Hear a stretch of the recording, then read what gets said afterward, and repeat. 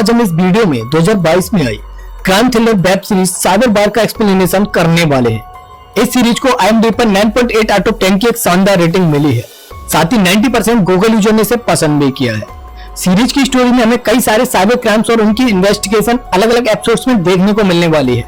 इस सीरीज के अभी तक 2 एपिसोड्स ही रिलीज हुए हैं, जिन्हें आज हम इस वीडियो में देखने वाले हैं। बाकी के एपिसोड भी आपको इसी चैनल पर मिलते रहेंगे, तो चैनल को सब्सक्राइब करके रखें, साथ ही वीडियो को लाइक भी कर दें। तो चलिए बिना किसी देरी के सीरीज शुरू करते हैं। सीरीज की स्टार्टिंग में हमें बताया जाता है कि हर टाइम हम पर कोई नजर रखे हुए है, हमें पता भी नहीं चलता और हमारी हर प्राइवेट फोटोज एंड वीडियोज कोई और देख रहा होता है, जिन्हें हम हैकर कहते हैं, जो कभी कभी साइबर क्राइम को जन्म देते हैं। हमारा कोई भी सीक्रेट नहीं रहता और इस साइबर क्राइम के वर्ल्ड को हम डार्क वर्ल्ड के नाम से जानते हैं। नेक्स्ट सीन में हम अनन्या नाम के एक एथिकल हैकर को देखते हैं, जिसके सिस्टम को कोई हैक करने की कोशिश करता है और उसके बाद वो कमिश्नर को कॉल करके बताती है कि कुछ हैकर्स ने new cyber crime police station पर साइबर अटैक किया है। उसे इस बात की जानकारी इसीलिए थी क्योंकि वो कुछ दिनों से उन्हीं हैकर्स पर नजर रखे हुए थी और वो कमिश्नर के लिए कई मंथ से अनऑफिशियली काम भी कर रही थी। दूसरी तरफ हम एक क्रम में ACP आकाश मलिक को देखते हैं, जो एक लड़की को उसकी कुछ पर्सनल इंफॉर्मेशन के बारे में बताता है, जो कि उसने उसके बॉयफ्रेंड के मोबाइल को हैक करके निकाली थी। आकाश उस लड़कियों को यह भी बताता है कि उसके बॉयफ्रेंड ने उससे पहले कई लड़कियों के प्राइवेट फोटोज को एक ग्रुप में शेयर किया है और उसके बाद उसने उन लड़कियों को ब्लैकमेल भी किया है। दरअसल आकाश ऑनलाइन स्टॉकर को पकड़ने का काम किया करता था। यह सब सुनने के बाद वो लड़की अपने बॉयफ्रेंड से ब्रेकअप करके जाने लगती है और वहां के बाउंसर आकाश को मारने लगते हैं, पर आकाश उन सबकी अच्छे से धुलाई कर देता है।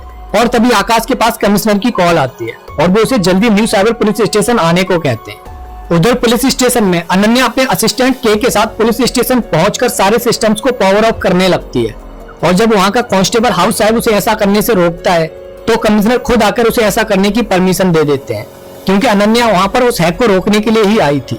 जब आकाश पुलिस स्टेशन पहुंचता है तो वो अनन्या को वहां देखकर शॉक हो जाता है, क्योंकि उसने पहले भी उसे कहीं पर देखा था पर उसे याद नहीं आ रहा था कि उसने उसे पहले कहां पर देखा है। तभी कमिश्नर आकाश को उस हैक के बारे में बताते हैं, पर आकाश नहीं चाहता था कि अनन्या वहां पर ज्यादा देर तक रुके, इसलिए वो अनन्या से अपने काम को जल्दी खत्म करके जाने को कहता है। अनन्या बताती है कि किसी अननोन वाईफाई के कनेक्ट होने की वजह से हैकर को उनके सिस्टम का एक्सेस मिल गया था। तब हाउस साहब बताते हैं कि उन्होंने ही एक फ्री वाईफाई को कनेक्ट किया था, क्योंकि उस टाइम उनका वाईफाई काम नहीं कर रहा था।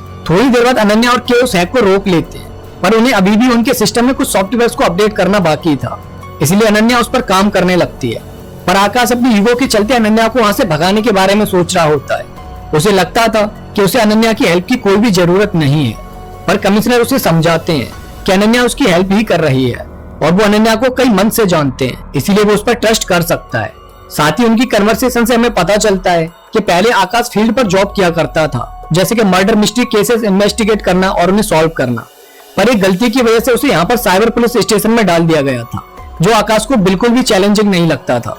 पर कमिश्नर उससे कहते हैं कि आने वाले टाइम में उसे यहाँ पर भी कई सारे चैलेंजिंग केसेस देखने को मिलने वाले हैं। दूसरी तरफ हम एक हल्दी सेरेमनी के फंक्शन में बानी नाम की लड़की को देखते हैं, जिसकी अगले 24 घंटे में शादी होने वाली थी। तभी उसके फोन पर एक अननोन नंबर से मैसेज आता है कि उसके पास सिर्फ 24 घंटे हैं शादी तोड़ने के लिए, वरना वो उसकी सेक्स क्लिप वायरल कर देगा। यह सब देखकर बानी बहुत डर जाती है और तुरंत साइबर पुलिस स्टेशन आकाश के पास आती है और उसे बताती है कि अमित उसका एक्स बॉयफ्रेंड था, जिसके साथ उसका कई मंथ तक रिलेशनशिप चला था और वो सेक्स क्लिप उसी के फोन में थी, पर 1 साल पहले उनका ब्रेकअप हो गया था और उसने वो वीडियो क्लिप डिलीट कर दी थी और अब कोई उस वीडियो क्लिप को यूज करके उसे ब्लैकमेल कर रहा था। आकाश उसे यकीन दिलाता है कि वो जल्दी ही उस ब्लैकमेलर को पकड़ लेंगे और वो उसे घर जाकर फंक्शन अटेंड करने को कहता है। सारे लोग अमित की प्रोफाइल और उसकी डिटेल्स कलेक्ट करने में लग जाते हैं। तभी अनन्या को अमित की फेसबुक प्रोफाइल से पता चलता है कि इस टाइम पर अमित पनवल में है और फिर पनवल से अमित को उठाकर पुलिस स्टेशन लाया जाता है। उधर बानी पर एक और मैसेज आता है, जिसमें फिर से लिखा हुआ था कि उसके पास अब सिर्फ 18 घंटे ही बचे हैं। अगर उसने शादी नहीं तोड़ी तो वो उसकी सेक्स क्लिप को वायरल कर देगा। वो इस मैसेज को अपनी फ्रेंड ताशा को दिखाती है। उधर आकाश अमित को मारकर उससे उस वीडियो क्लिप के बारे में पूछ रहा होता है, पर वो यही कहता है कि वो बानी से प्यार करता था और उसने वो वीडियो क्लिप उस टाइम डिलीट कर दी थी जब उनका ब्रेकअप हुआ था। तभी वहां पर अनन्या आ जाती है और वो आकाश को बताती है कि अमित सही बोल रहा है, क्योंकि उसके फोन को चेक करने पर उन्हें पता चला है कि अमित ने वो वीडियो अपने फोन से अपलोड नहीं की थी और ना ही उसके फोन से उस वीडियो की कोई कॉपी फाइल बनी थी। और उसके बाद एक शॉकिंग फैक्ट सबके सामने आता है कि उस सेक्स क्लिप को बानी के ही फोन से अपलोड किया गया था। थोड़ी देर के लिए उनका शक बानी पर भी जाता है, पर आकाश कहता है कि बानी अपने एक्स से बदला लेने के लिए खुद की शादी को टेस्ट नहीं करेगी। इसका मतलब कोई और ही है जो ये सब बानी के साथ कर रहा है, और वो किसी तरह बानी से कनेक्टेड भी है, और हो सकता है कि वो बानी के मैरिज फंक्शन में भी इस टाइम पर हो। इसलिए वो लोग सच धज के बानी के मैरिज फंक्शन में पहुंच जाते हैं, ताकि वो वहां क्लोजली रहकर सब पर नजर रख सके और वहां से कुछ इन्फॉर्मेशन कलेक्ट भी कर सके। यहाँ पर इंस्पेक्टर आशा, जो कि आकाश की असिस्टेंट थी, बानी की मॉम के पास आती है और उनसे कुछ इन्फॉर्मेशन निकालने की कोशिश करती है, और उससे उसे पता चलता है कि एक शोभित नाम का लड़का था जो बानी को हर वक्त स्टॉक किया करता था, पर बानी उसे पसंद नहीं करती थी। इस इन्फॉर्मेशन को आशा आकाश को फॉरवर्ड कर देती है, और आकाश हाउस साहब के साथ शोभित के रूम पर उसे पकड़ने के लिए पहुंच जाता है, जहाँ पर शोभित बानी की फोटो के साथ देवदास बना हुआ पड़ा था, और उसकी हालत देखकर लग रहा था कि वो ये सब नहीं कर सकता है, इसलिए वो लोग उसे वहीं छोड़कर चले जाते हैं। उसके बाद अनन्या आकाश को बताती है कि किसी ने वो वीडियो क्लिप बानी के सर्विस प्रोवाइडर से अपलोड की थी।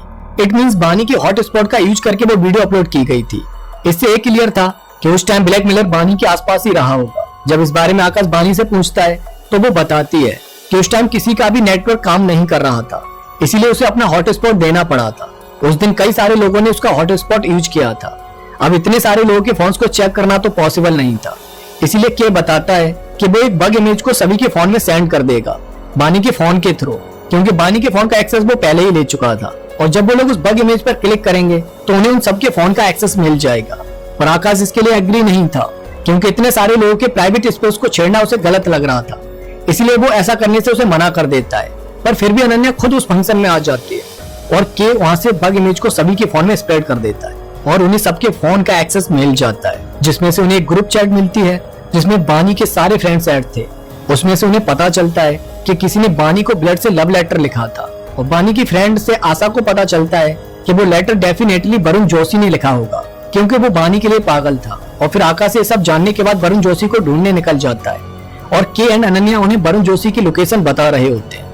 थोड़ी देर ढूंढने के बाद उन्हें वरुण जोशी मिल जाता है, जो देखने में तो बहुत मासूम लग रहा था, पर वो वीडियो फाइल उसी के फोन में थी। और तभी हम देखते हैं कि ब्लैकमेलर बानी की सेक्स क्लिप को अपलोड करने की कोशिश करता है, पर वो बीच में ही फेल्ड हो जाती है, और उसी टाइम वहां पर आकाश अपनी टीम के साथ आ जाता है, और हमें पता चलता है कि वो ब्लैकमेलर और कोई नहीं, बानी की फ्रेंड ताशा ही थी। आकाश ने पहले ही वहां के सारे इंटरनेट सर्विसेज को ब्लॉक करा दिया था, जिससे वो उस वीडियो क्लिप को अपलोड नहीं कर पाई थी। उसके बाद ताशा बताती है कि बानी ने हमेशा से ही उसका हर हक को छीन लिया था। उसे एक लड़के अमित से प्यार भी हुआ था, पर वो भी बानी ने उससे छीन लिया। उसने उसके साथ महीनों तक रोमांस किया और फिर उसके साथ ब्रेकअप कर लिया, पर अगर तब वो अमित से रिलेशन बना भी लेती तो भी वो उसकी सेकंड चॉइस ही होती, इसलिए उसने दोनों से अपना रिवेंज लेने के बारे में सोचा। उसके बाद ताशा ने बानी के फोन का एक्सेस लेकर उस सेक्स क्लब की एक कॉपी बना ली, और उसके बाद आगे उसकी हेल्प की वरुण जोशी ने, क्योंकि वो बानी से नहीं ताशा से बहुत प्यार करता था। वो उसके लिए इतना पागल था कि अपना ब्लड भी बहा सकता था, और वो लेटर भी बानी नहीं ताशा के लिए लिखा गया था। वरुण ने ताशा के आईपी एड्रेस को हाइड करके उस वीडियो क्लिप को अपलोड करने में उसकी हेल्प की थी, और ये सब उसने सिर्फ बानी को तड़पते हुए देखने के लिए किया था।